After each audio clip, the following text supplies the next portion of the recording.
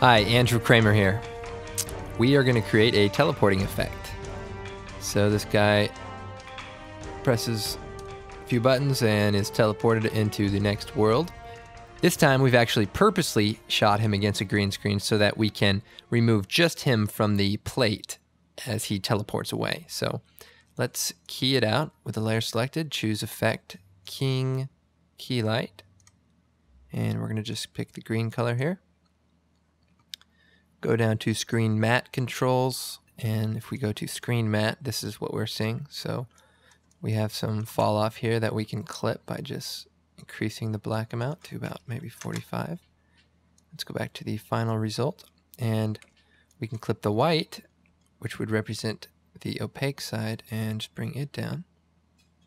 Also, I want to set the screen blur amount to about 3 pixels.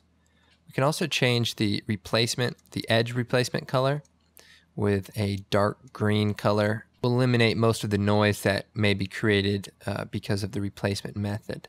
So generally the soft color will work, but for now we're just going to use that since our background, which image 9400, which we've seen plenty of times.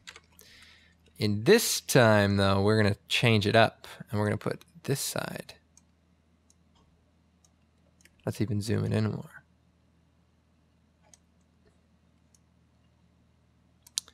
Okay, so maybe a little higher.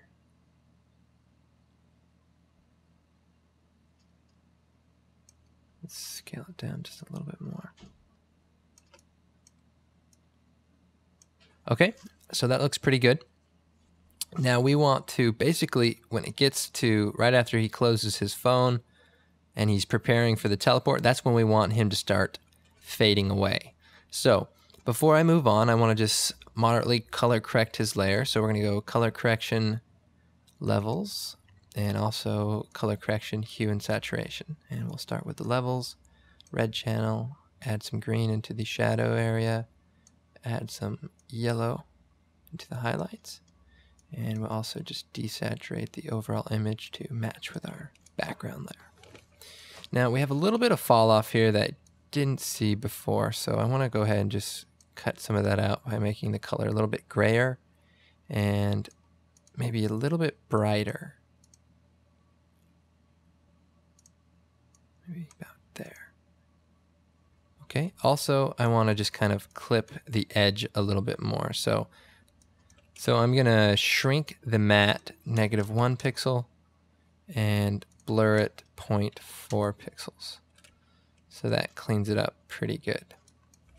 Now, if we get a matte that has crawly edges, if we add the matte simple choker effect to it, we can get rid of it pretty good with a value of about 1.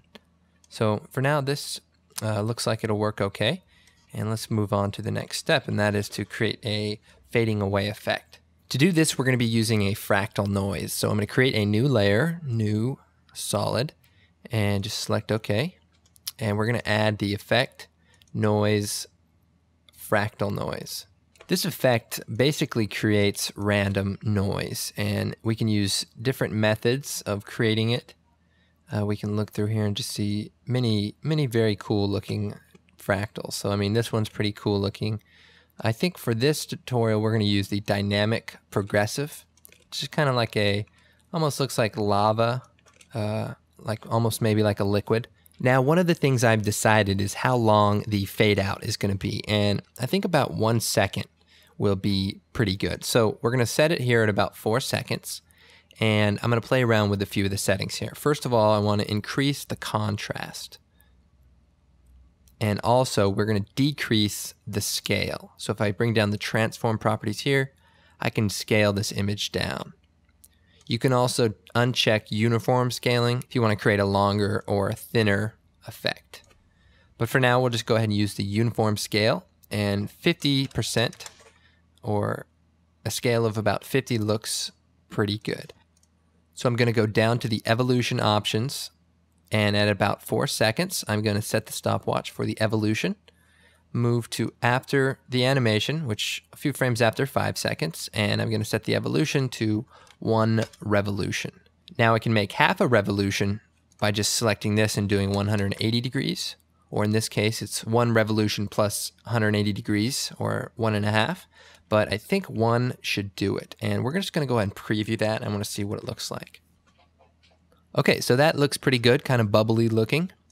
And we're going to move on to the next step, and that is creating basically a Luma matte. And what the Luma matte is going to do is everything that's white is going to be opaque, and everything that is black is going to fade out. So if we can keyframe the white to start fully opaque, meaning the character is fully here, then if we keyframe the brightness down, he can slowly fade out with the black. So let's go ahead and see about doing this. We're going to bring it all the way up just right when it's pure white, so about 150, and we're going to set a keyframe for brightness, move to about 5 seconds, bring it all the way down until it's all black. That's about right here, negative 170, and that looks pretty good. Now, if we take this white layer, and we'll call this fractal matte, I'm going to go ahead and set the teleport matte to track matte this fractal noise. So if I hit F4, I can toggle up the track matte options, and I'm going to select Luma matte fractal noise. And what that's going to do is look at the black and white image here and use that as basically an alpha matte or an opacity map. As you can see, he fades away here with the effect. Now let's go ahead and play it. Okay, so far this looks pretty good, but let's see if we can enhance this a little bit more. I have here a little particle effect that was rendered out of particle illusion, and it was done by a very, very talented artist there. I'm not sure if it was a submission or not, but definitely took some work and came up with this really great particle effect. So definitely check out Particle Illusion's website, and you can always download the presets and stuff there. They're a very, very cool company. Okay, now we have this warp effect. So I'm going to drag it out to the composition. And sometimes the pixel aspect ratio isn't correct, so we just right-click on the PNG sequence, interpret footage, main, and set it to square pixels. That should be fine. Okay, so now I have this great little particle effect, and it's obviously much longer than I need it to be, but let's go ahead and see about placing it. I want the particle effect to come up before he starts fading out. So let's move this right over top of him. And I want to kind of scale it up some. And let's also change the transfer mode to add. And I want it to be even brighter than that, so I'm going to duplicate the layer and then offset it just a little bit so that the particles kind of all work together. Okay, so that's great. He fades out with this particle effect, and let's just go ahead and see what it looks like so far. Okay. Okay, so it looks pretty good, but now we need to fade out this particle effect after he's gone. So he's gone, and now let's begin fading it out. So I'm just going to select one of these, hit T, bring up the opacity parameters, turn on the stopwatch to set a keyframe, move forward a little bit, and turn the opacity down to 0, and that will also set a keyframe. Then I'm going to select the opacity name, hit Control C, select this top layer, line it up, and hit Control V, and that will paste the opacity keyframes also. And so now it both fades out, and it's done. Now, but what if we wanted the room here to kind of light up as he's flying away? So let's create a new solid, and we'll make it kind of an orange, or you know what, better yet, let's go kind of a bluish white, and we'll choose OK. And we'll trim the clip, Control-Shift-D to cut it off there, and we'll set a keyframe for the opacity. So we'll hit the letter T to bring up the opacity, turn on the stopwatch, set the parameter to 0, move forward just a little bit, and let's just bring it up just a little bit, and we'll change the transfer mode to add also. And we'll go forward and set another keyframe, and then fade it out by changing the value to 0. So it fades up and fades out. Now, we want this to time up a little bit better. So we're going to move these keyframes around so that the effect kind of lights up as it's happening, and we don't want it to be too solid or too stationary, so we want it to kind of get to a point and begin to fade out all kind of in one swift motion. So if we were to look at the track view, you see that it's most of the time something is kind of happening to the opacity there. So let's go and come back. Next thing I want to do is add a mask. So with the layer selected, I'm going to take the elliptical mask tool and just draw a circle kind of mainly around him.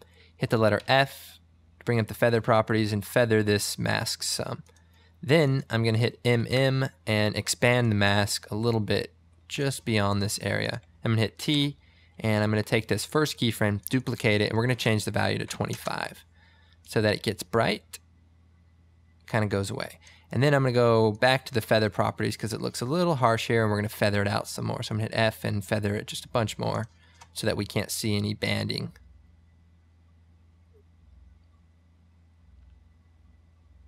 Okay, so I think that looks pretty cool. Let's go ahead and check out the animation all together. I'm going to hit 0.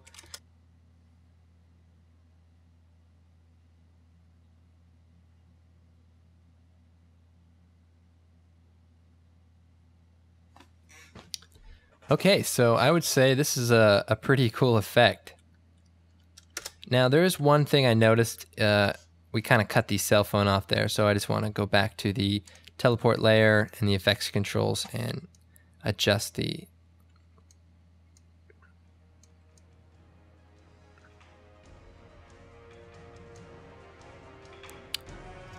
that way we're not losing the cell phone there. So let's just make it a little more. Let's go 25. Okay, I think that will do it. Okay, so let's go ahead and play this back.